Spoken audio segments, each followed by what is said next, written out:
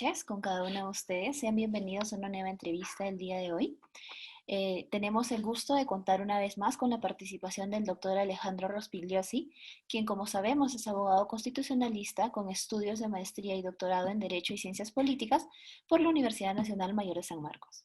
Y bueno, el tema que vamos a comentar hoy es respecto a un hecho pues que se ha suscitado hace un tiempo donde el grupo parlamentario Somos Perú presentó un proyecto de ley para suspender el cobro de peajes mientras dure el estado de emergencia por la pandemia del coronavirus en nuestro país. Esta propuesta legislativa pues fue presentada por Renan Espinosa y abarca todas las rutas nacionales y regionales que se encuentren concesionadas o de administración directa.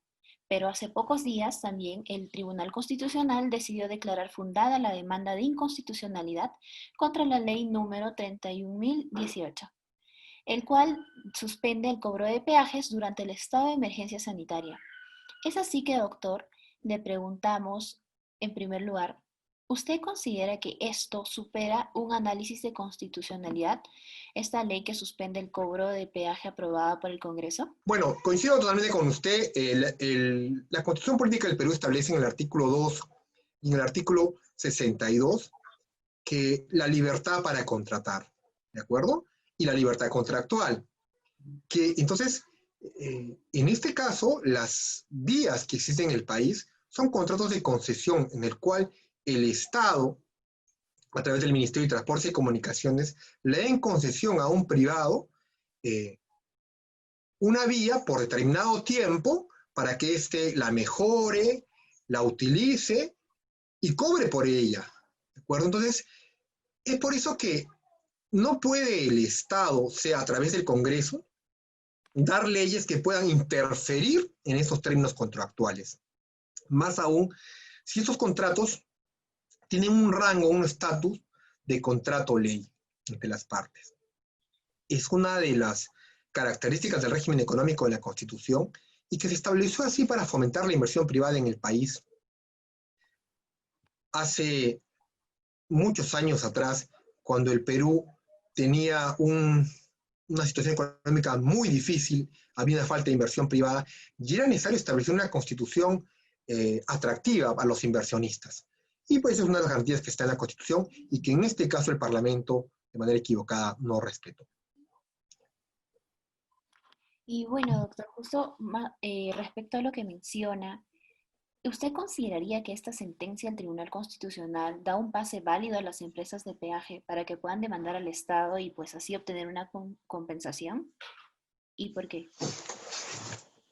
Sí, podría generar, pero también hay que tomar en cuenta que de los diferentes contratos de peaje, de concesión para vías que hay en el país, hay muchos que han sido dados de manera correcta y creo que estas empresas tendrían todo el derecho de poder demandar lamentablemente al Estado por esos pocos meses o semanas que no pudieron cobrar el peaje, porque recuerda usted que la ley se ejecutó muy pocos días porque muchas presentaron una demanda de amparo y con una medida cautelar lograron continuar cobrando el peaje. Entonces, no hay un daño grave económicamente, pero sí ha habido una afectación a la institucionalidad de los contratos de concesión en el país.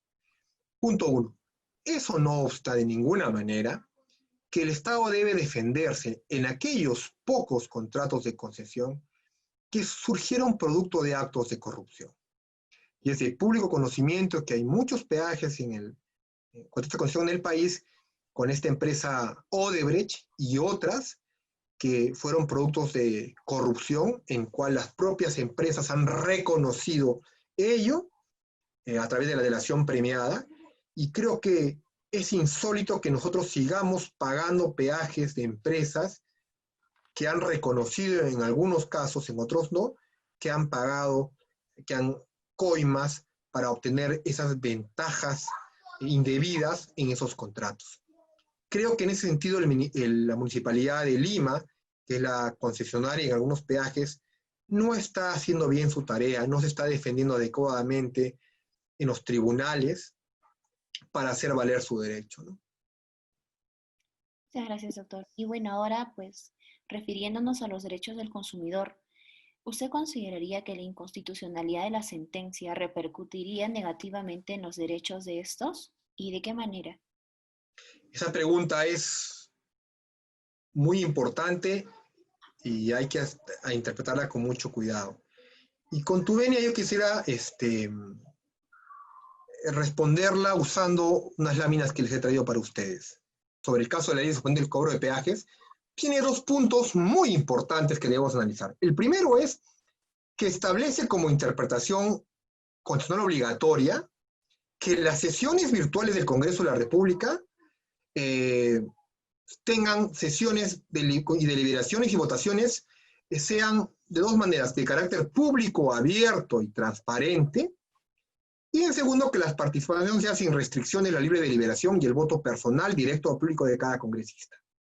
Habla del carácter indelegable del voto. Este punto creo que es el más polémico y criticable de la sentencia. ¿Por qué?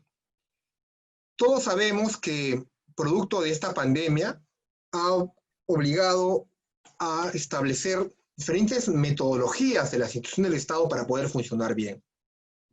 El Parlamento Peruano tiene 130 congresistas. Hay una plataforma para que puedan llevar a cabo las sesiones del Pleno, debatir y posteriormente votar. ¿Cómo votan? Cada vocero recibe el voto de sus integrantes de la bancada y luego lo transmite al Pleno. Pero todo es simultáneo. Este punto no fue materia de la demanda de inconstitucionalidad. Es el tribunal que de manera absolutamente subjetiva la puso en la sentencia, cuando ningún parlamentario se ha quejado de que los voceros cambien el sentido de su voto. Nadie se ha quejado, ni el demandante ni el demandado, pero es el tribunal que ha puesto este aspecto. Segundo, luego algún magistrado del tribunal ha dicho que las sesiones del Pleno no pueden ser de madrugada. Mire, los asesores del Congreso, ¿qué más quisieran los trabajadores del Congreso trabajar solamente de día, de 9 de la mañana o de 8 a 5? Pero hay debates, y yo fui jefe de gabinete de la mesa directiva del Congreso, como la Ley de Presupuesto General de la República, que el debate empieza a 9 de la mañana y culmina a las 7 de la mañana del día siguiente. Porque es la ley más importante del país para cómo se reparte el presupuesto de los ciudadanos, el dinero del Estado. Entonces, no puede el tribunal decir que tienes que sesionar de día o de no. ¿Qué es esto? Y si quiere que cada uno exprese su votación, imagínense, para votar, cada uno, son 130 miembros, que cada uno de los 130 tiene que estar el presidente. O sea, para debatir una ley, al momento de votar va a pasar hora y media, 2 horas solamente que cada uno exprese su voto. Creo que este extremo de la sentencia merece una aclaración, una precisión. Hay parlamentos donde tienen mucho más integrantes, como en México y en otros países. Si pensaran igual que el Tribunal Constitucional peruano en esta sentencia equivocada, en este extremo, pues bueno, que demorarían un día solamente en votar, porque que cada uno exprese su votación públicamente. Las sesiones son públicas, uno puede ver los debates del Pleno del Congreso en el canal de televisión del Congreso o por las redes sociales. Entonces creo que acá ha habido un poco de subjetividad que debe aclararse. El segundo extremo de la sentencia, sí estoy totalmente de acuerdo, es el relacionado a que la Constitución económica y declarar inconstitucional esta ley que prohíbe el cobro de peajes en los contratos de concesión. En eso sí estoy de acuerdo. Creo que el tribunal actuó bien en ese punto al defender la Constitución económica, que es el conjunto de disposiciones constitucionales que emanan del régimen económico de la Constitución y suponen el establecimiento de un plexo normativo que tiene como finalidad configurar el ámbito jurídico en el cual se desarrolla la actividad económica del país. Nuestra Constitución adopta un modelo de economía social de mercado, como establece el artículo 58 de la Constitución, y este régimen limita la participación del Estado, reservando una actuación subsidiaria en la actividad empresarial. Solo autorizado por ley expresa y por razón de alto interés público de manifiesta conveniencia nacional, el Estado puede intervenir. ¿Qué quiere decir esto? En aquellos sectores de la economía en el cual al sector privado no le interesa participar, el Estado de manera subsidiaria y por ley expresa puede intervenir. Así lo establece nuestra Constitución. Y el inciso 14 del artículo 2 de la Constitución reconoce el derecho a contratar con fines lícitos, el cual se concibe como el acuerdo entre dos o más partes para crear, regular, modificar o extinguir una relación jurídica de carácter patrimonial, tal como lo dice el artículo 1351 del Código Civil. Este pacto no debe contravenir las leyes de orden público. Entonces, el derecho a la libertad contractual y libertad para contratar tiene dos pilares importantes: la autodeterminación para decidir la celebración de un contrato y la potestad de elegir a la contraparte. ¿Con quién bailo? ¿Con quién no bailo? ¿Con quién elijo para celebrar un contrato y a quién sí elijo y a quién no elijo? Pero también la autodeterminación para decidir de común acuerdo la materia objeto de la relación contractual. ¿Cómo voy y qué regulo en esta materia de relación contractual? La realización de los fines estatales se puede lograr mediante la inversión directa de recursos públicos o con la cooperación de empresas privadas. Esta segunda opción la general desarrolla un marco normativo orientado a regular esas relaciones entre sectores público y privado.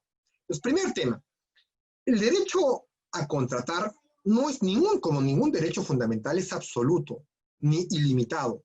Todos los derechos fundamentales tienen límites. El derecho a la libertad de contratar, claro que sí, yo puedo elegir con quién contrato y con quién no, pero ese derecho no puede ir contra el derecho, por ejemplo, a la no discriminación. Y el caso de las discotecas, inicialmente discoteca de piano, discoteca DH y así, muchos casos, hasta el caso de discotecas de diferentes a lo largo y ancho del país, en el cuales decían a usted, por tener color de piel, de un color de piel, sí contrato y lo dejo entrar, pero usted, porque tiene otro color de piel, no contrato y no lo dejo entrar. Y las discotecas decían, yo tengo libertad para contratar. Sí, pero eso no es absoluto porque estás discriminando a las personas, porque no hay una razón objetiva y razonable por qué no quieres contratar. Indecopi tiene jurisprudencia muy prolija en esto. Cuando, por ejemplo, a una persona de la comunidad LGTBI no la dejaban entrar a la discoteca Aura por su opción sexual, y cuando le dijeron primero estaba en lista, no le respetaron la lista. Quería pagar y le dijeron, no, vas a pagar 3 veces más del precio normal de una entrada. Muy bien, lo voy a pagar. Después le dicen, no, voy a ver si puedes pagar. Eso es autodiscriminación, que en buena hora fue grabado por el celular de este consumidor, y luego denunció, y Indecopi, en el cual yo integraba la sala, le dimos la razón. Pero el tema se complica más, por ejemplo, en temas de compañía de seguros. Cuando hubo un caso muy sonado de una niña con síndrome de Down, que su papá quería contratar un seguro para ella, y la compañía de seguro le dijo que no iba a contratar con ella, simple y llanamente porque tenía síndrome de Down. Y eso no es una razón objetiva y razonable. Indecopi, tanto en primera como en segunda instancia, le dio la razón, y hubo argumentos muy interesantes, ¿no? La compañía de seguros decía, por ejemplo, que no contrataba porque las personas con síndrome de Down son muy enfermizas, decía equivocadamente, y por eso les cuesta mucho contratarlas. Y que además, pero por un lado decía eso, pero por otro lado decía también que ellos no discriminan a las personas con síndrome de Down, porque si una persona, una dama, una mamá afiliada, da a luz y su hija tiene síndrome de Down, sí es asegurado. Pero si es una persona que tiene síndrome de Down que no está afiliado y por primera vez quiere ingresar a contar con la compañía, bueno, a él sí no le niego y le cierro la puerta en la nariz. Era una contradicción. Entonces ahí interpretamos la doctrina de los actos propios.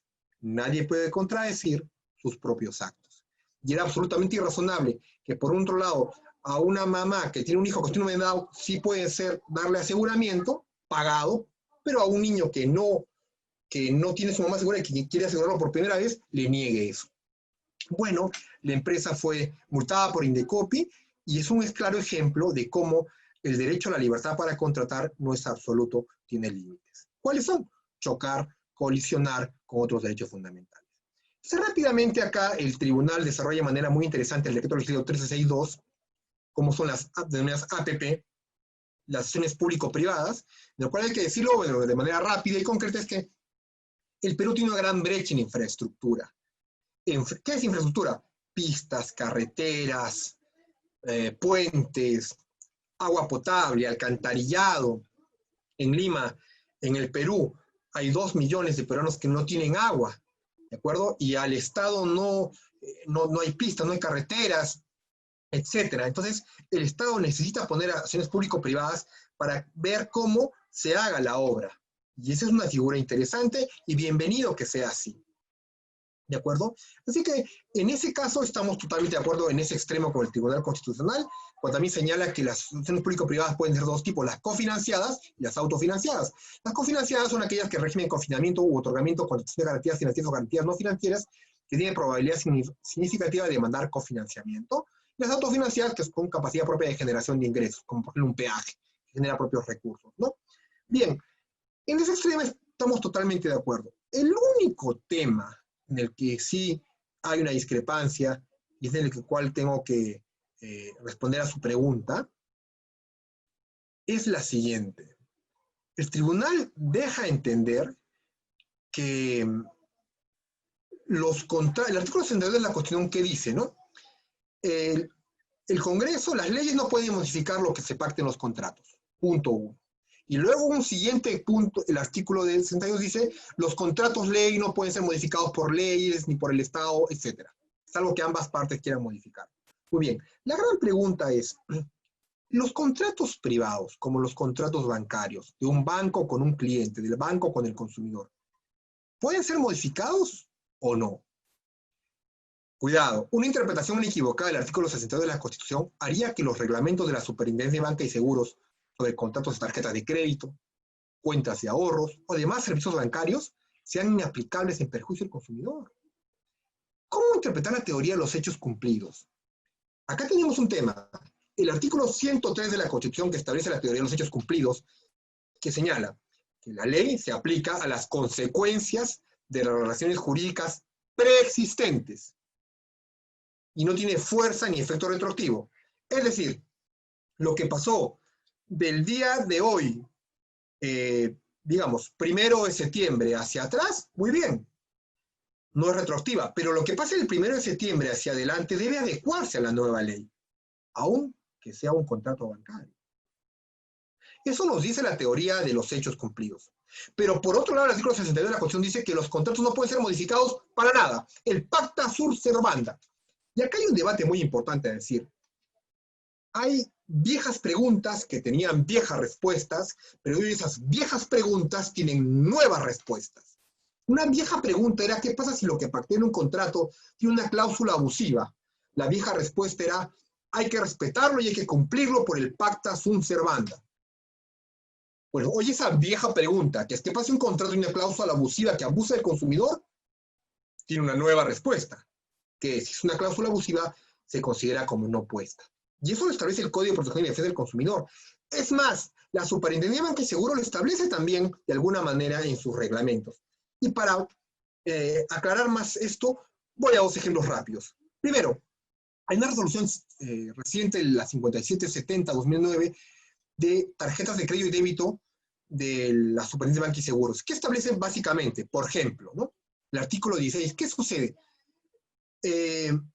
Las medidas de seguridad que debe tener una empresa. ¿Qué sucede si Andrea Tobar celebra un contrato con una tarjeta de crédito que sacó hace 4 años atrás?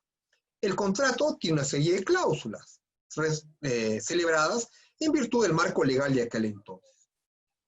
Ha salido este nuevo reglamento de tarjetas de crédito y establece, por ejemplo, que si Andrea suele sacar solamente un monto de dinero, 1.000, 2.000 soles al mes para pagar la universidad o cualquier otra actividad, es su patrón de consumo. ¿Qué sucede si repentinamente un día domingo sale de una tarjeta 3.000 soles de un cajero y un monto máximo que Andrea nunca ha sacado? El contrato que ella firmó no dice nada, no regula nada, no pasa nada. Pero a partir de ahora, la superintendencia dice que cuando hay retiros de dinero que no son habituales en un consumidor, el banco tiene la obligación de activar notificaciones como llamarla por teléfono, mandarle un WhatsApp, un mensaje escrito que decía, Andrea, ¿usted ha sacado 3.000 soles del cajero ubicado en el distrito X a tal hora? Y si Andrea dice, sí, yo lo he retirado. Perfecto, muy bien. Pero si Andrea dice, no, yo no lo he retirado, alguien ha clonado mi tarjeta, pues el banco debe cancelar eso, activar los mecanismos de seguridad. Si un consumidor guarda el dinero en un banco y no debajo del colchón de su cama, es porque en un banco busca mecanismos de seguridad. ¿De acuerdo? Entonces, esta norma establece claramente eso, que el banco debe establecer mecanismos de seguridad. No podría el banco, pues, decir, el contrato que yo firmé con Andrea fue hace 4 años atrás, así que ese nuevo reglamento se aplicará para los contratos que se firmen a futuro, no a los antiguos. Falso. Esta norma se aplica a los contratos, que aunque a veces hayan sido firmados años atrás, pero las fechas siguen ejecutándose de acá hacia adelante. Desde que entra en vigencia el reglamento, debe aplicarse. Artículo 103 de la Constitución. La ley se aplica a las consecuencias de las relaciones jurídicas preexistentes. Y un caso reciente, hoy en la pandemia, y también algo interesante, ¿no? Este reglamento, por ejemplo, dice también algo nuevo, ¿no? Cuando el cliente ha sufrido una clonación de su tarjeta de débito, es responsable el banco, pero hay que probarlo. Pero el contrato que firmó Andrea años atrás decía, no, si el retiro ha sido usando tarjeta y clave, la culpa es del consumidor, y se acabó. No, no, no. Puede ser que se haya sido clonada la tarjeta. Es decir, que mientras Andrea pagaba en una tienda, los ladrones vieron cómo pasó su tarjeta y usaron algo para clonar. Clonar es como fotocopiar la banda de la tarjeta. Y vieron cómo ella puso su clave, la fecha de su cumpleaños. Entonces, pues bueno, ha sido clonada. No tendría ya por qué responder de eso, más aún si los retiros han sido hechos en operaciones no habituales y ella nunca retiró tal cantidad de dinero de su tarjeta como la que se ha hecho cuando ha sido producto de un fraude por terceras personas ajenas al contrato banco-consumidor. Y otra figura muy interesante que establece esta resolución reciente, vigente recién, hace unas horas, la resolución 270 del 2020, que modifica el reglamento de gestión de conducta del mercado del sistema financiero y el reglamento de infracción y sanciones de la Superintendencia de Banca, Seguro y FP. ¿Qué establece? Las prácticas abusivas o las cláusulas abusivas. Estas acá son prácticas abusivas. ¿Qué son prácticas abusivas? Son aquellas conductas que afectan el legítimo interés de usuarios. Al tomar ventaja de las circunstancias particulares de la relación de consumo, imponiendo condiciones excesivamente onerosas o que no resulten previsibles al momento de contratar. ¿Por qué interesante? Son aquellas conductas de un banco que afectan el legítimo interés de los usuarios, de los estudiantes, por ejemplo, al tomar el banco ventaja de circunstancias particulares de la relación de consumo, imponiendo condiciones excesivas, onerosas o que no resulten previsibles al momento de contratar. Por ejemplo, dice lo siguiente: la práctica que sigue a continuación, entre otras, que la superintendencia ha establecido, ¿no? A ver, veamos un ejemplo para ir terminando. En el caso de tarjetas de crédito, el cobro de más de un cargo por incumplimiento de pago por cada ciclo de facturación y tarjeta, cualquiera sea la naturaleza del cargo. ¿Qué sucede si muchos de los estudiantes que nos están viendo en este momento, hace 2 años sacaron una tarjeta de crédito? Y en ese contrato por adhesión, que es o lo tomas o lo dejas, o lo firmas o no lo firmas, decía, por ejemplo, si el estudiante universitario, el cliente, el consumidor, debe pagar su tarjeta el 20 de cada mes. Pero ese estudiante se demoró, su empleador no le pagó a tiempo, la empresa que trabaja part-time o lo que fuera, su papá no le depositó de provincia, y no paga el 20, pagó 10 días después. Muchos contratos dicen que por cada 3 días que transcurra, paga una penalidad. O sea, ese estudiante universitario no solamente paga el interés moratorio, que está bien pagado, el interés compensatorio, que es por el préstamo del dinero. El interés moratorio, también. Pero además una penalidad, no única penalidad, sino por cada 3 días que no paga la tarjeta. Y además, gastos de cobranza. Es inaceptable. Así las deudas impagables. Nadie duda que un principio de la economía de mercado es que se respeten los contratos. Y un principio es que hay que pagar nuestras obligaciones. ¡Claro que sí! Nadie va en contra de eso. Lo que vamos en contra es que, por una razón ajena a la voluntad del estudiante universitario, del consumidor en general, se demore en pagar, le cobren penalidad por cada momento que paga. Es algo absolutamente inaceptable. Este reglamento, vigente hace unas horas, establece, por ejemplo, eso, que eso es una práctica abusiva. El gran debate es, alguien que interprete de paporreta la sentencia del Tribunal del Cobro de Peajes dirá, bueno, estas resoluciones de la SBS no se aplican para los contratos que son firmados meses o años atrás. Así que estas prácticas abusivas que están vigentes en un contrato, invitó al pacta sunt servanda, que vivan y sigan cobrándose de manera abusiva, porque las leyes, las normas no pueden modificar los contratos. Alguien dirá eso. Pero otro dirá, un momentito, si estas penalidades, estas prácticas abusivas se han hecho en los contratos del 1 de septiembre hacia atrás, bueno, no hay nada que reclamar. Pero a partir del 1 de septiembre hacia adelante, que hay un reglamento que lo prohíbe, los bancos deben adecuar su conducta, adecuar sus contratos en virtud de la teoría de los hechos cumplidos a estas nuevas normas. Otra modificatoria, por ejemplo, el cobro de la denominada membresía anual. Muchos cobran membresía, no saben ni derecho a qué era esa membresía. El trato diferenciado respecto al cobro de intereses, operaciones revolventes, cargos por reposición de tarjeta de crédito o débito que han sido retenidas o bloqueadas por causas imputables a la empresa.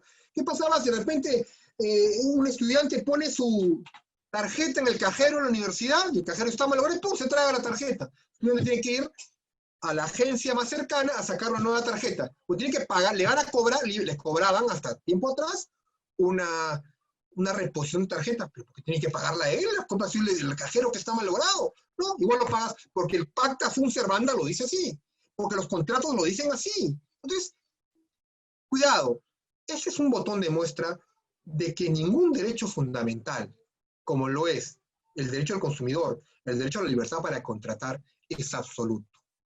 Todos los derechos tienen límites. Gracias. Bueno, estamos de verdad, doctor, muy agradecidos por la gran explicación que nos ha dado sobre el tema. Y bueno, otra vez reiterarle, ¿no?, el agradecimiento por parte de Partenón. Y como ya es común, nos gustaría contar más adelante con su participación en más entrevistas o tal vez algunos eventos. Que tenga una buena noche. Solo para despedirme, quería decirles que es parte de la naturaleza de los jóvenes el ser rebeldes. Y el ser rebeldes ante el statu quo, ante el establishment político, ante el pensamiento único. Y creo que los jóvenes nunca deben dejar de ser rebeldes en ello. Bienvenida a la economía social de mercado y bienvenida a la libertad para contratar, pero jamás con abusos. Y decirle a los jóvenes que en la manera de lo posible traten de viajar, primero dentro del país y fuera del país. Conocer marcos legales de otros países nos hace dar cuenta que hay empresas que operan en el Perú y operan en otros países, pero en otros países no se atreven a hacer lo que hacen en el Perú. Malas prácticas o tomar el pelo al ciudadano. Y eso está muy mal.